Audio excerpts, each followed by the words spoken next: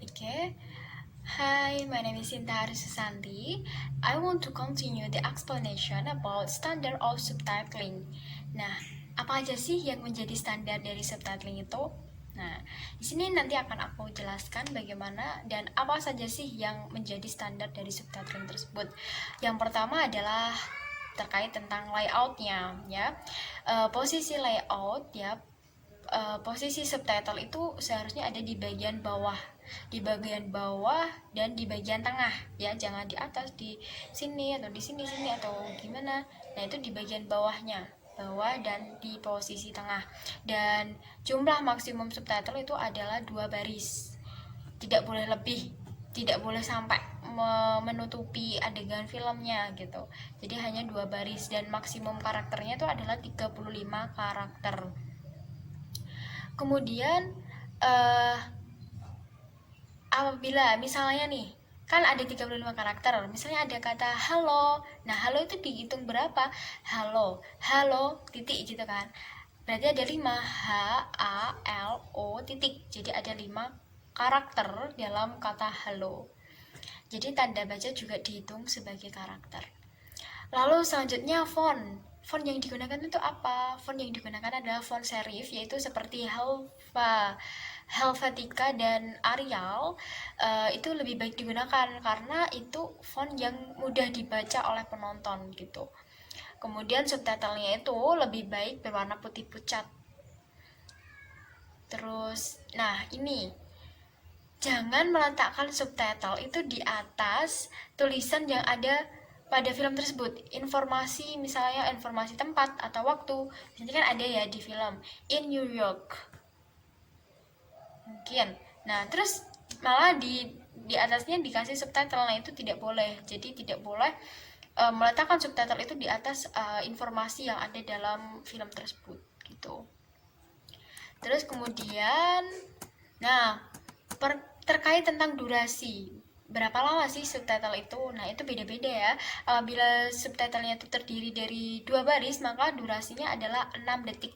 Apabila subtitlenya terdiri dari 1 baris tapi penuh panjang gitu, maka durasinya adalah 3 detik. Apabila hanya ada satu kata, maka durasinya adalah 1,5 detik atau 1,5 detik gitu ya.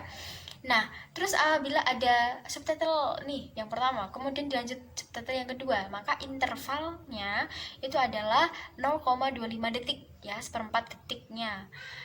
Kemudian, nah ini ada notes nih dari buku ini, yaitu jangan pernah meninggalkan subtitle selama 2 detik pada saat akhir perkataan. Jadi kalau ada misalnya nih, saya mengatakan bla bla bla. Nah, terus kemudian dia meninggalkan nih 2 detik di akhirnya gitu. Nah, itu jangan pernah ya. Kemudian masukkan 0,25 detik untuk break di antara subtitle yang muncul bersautan. Misalnya ada dialog antara orang A dan orang B, maka intervalnya ini itu adalah 0,25 detik gitu. Terus kemudian, nah apabila yang 2 baris tadi, subtitle 2 baris, maka baris pertama itu dimunculkan dulu seret gitu. Nah, setelah itu baru baris yang kedua. Ketika baris kedua muncul, baris pertama ini harus tetap ada gitu. Jangan dihilangkan, tapi harus tetap ada bersama dengan subtitle baris yang kedua. Kemudian selanjutnya adalah apabila ada adegan baru, maka subtitle yang sudah ada tadi itu harus dihilangkan dulu gitu. Jangan adegan baru subtitlenya masih nongol gitu. Jadi harus dihapuskan dulu baru adegan baru. Lalu untuk perihal tanda baca dan abjad. Nah, ini ada hal-hal yang perlu kita ketahui nih teman-teman. Apabila subtitlenya itu panjang banget dan itu tidak muat untuk sekali apa tayang gitu, maka bisa dilanjutkan di subtitle berikutnya gitu dengan memberikan tanda 3 titik.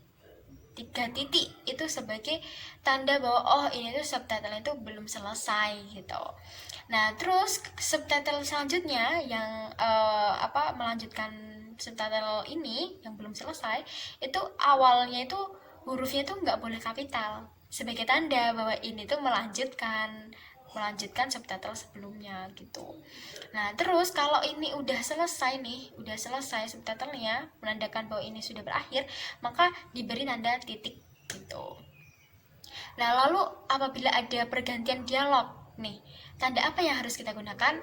Yaitu tanda miring atau tanda strip. Begitu juga untuk memisahkan subtitle, itu juga menggunakan tanda strip. Nah, apabila nih teman-teman mau menambahkan informasi, kok ini informasinya kurang sih kayaknya, ini tuh katanya tuh masih sulit untuk dipahami. Nah, teman-teman bisa menambahkan informasi di dalam tanda kurung setelah frasa yang ingin dijelaskan. Tapi ingat bahwa subtitle ini maksimalnya tuh 35 karakter ya teman-teman, jadi harus dibuat seefisien mungkin, sepadat mungkin, sejelas mungkin gitu.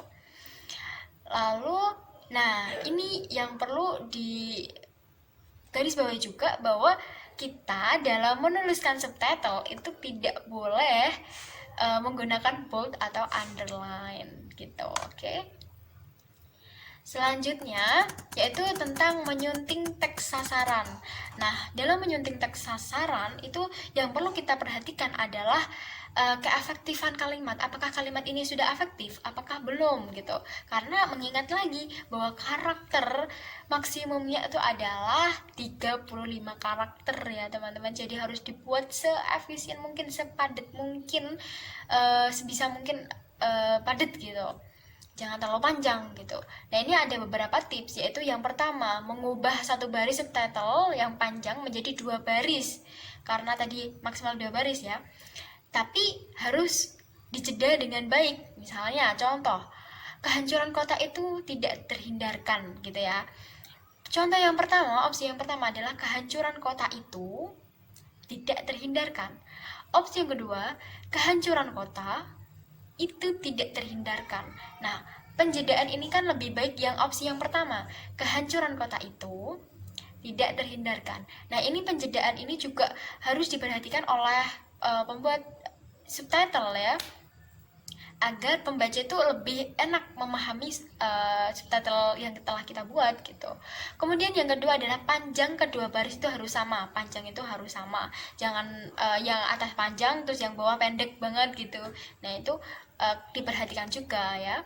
Kemudian waktu subtitle muncul itu seharusnya sama dengan apa yang ujaran yang disampaikan pada film. Tidak boleh kecepatan atau tidak boleh ketinggalan gitu. Jadi harus pas, harus sesuai.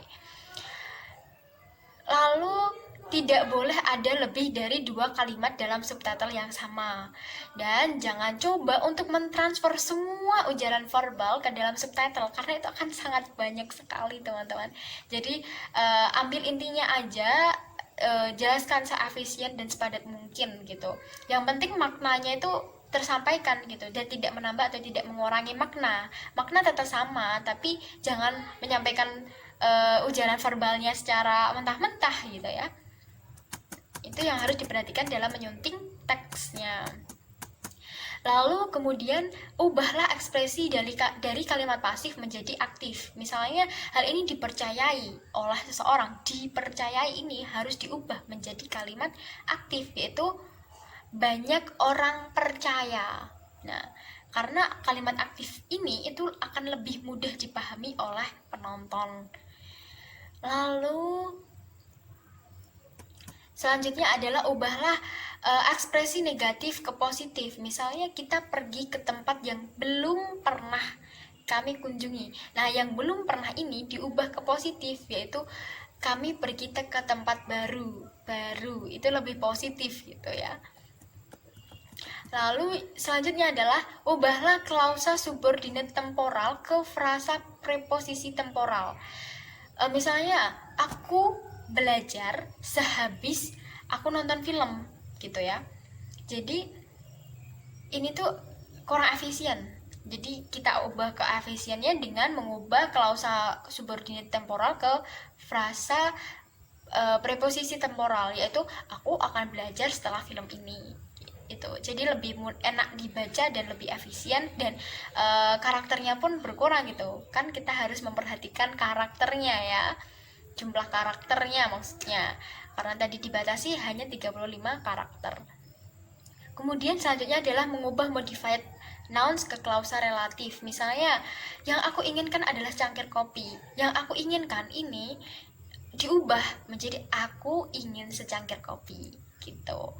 Kemudian ubah kalimat yang misalnya dua kalimat itu sama gitu dan itu bisa disatukan. Misalnya saya bekerja di Jerman dan Makruf bekerja di Perancis. Nah, itu bisa disatukan. Sinta bekerja di Jerman dan Makruf di Perancis gitu. Jadi lebih efisien. Kemudian selanjutnya adalah mengubah kalimat permintaan pragmatis indikatif ke pertanyaan langsung. Jadi misalnya saya ingin tahu kamu akan datang atau tidak, itu diubah ke pertanyaan langsung, kamu akan datang atau tidak gitu. Terus selanjutnya adalah mengubah perintah pragmatis indikatif ke kalimat perintah langsung. Misalnya aku ingin kamu mengembalikan kunciku, ya langsung aja berikan kunciku gitu. Lanjut lagi, yaitu dalam kasus tertentu struktur kalimat yang panjang itu bisa digunakan karena mampu menyampaikan proses mental yang tersimpan dalam kalimat tersebut. Dalam kasus tertentu ya teman-teman, misalnya bahwa lelaki berambut panjang itu akan datang tidaklah mengejutkanku, dan opsi yang kedua, aku tidak terkejut mengetahui bahwa lelaki berambut panjang itu akan datang.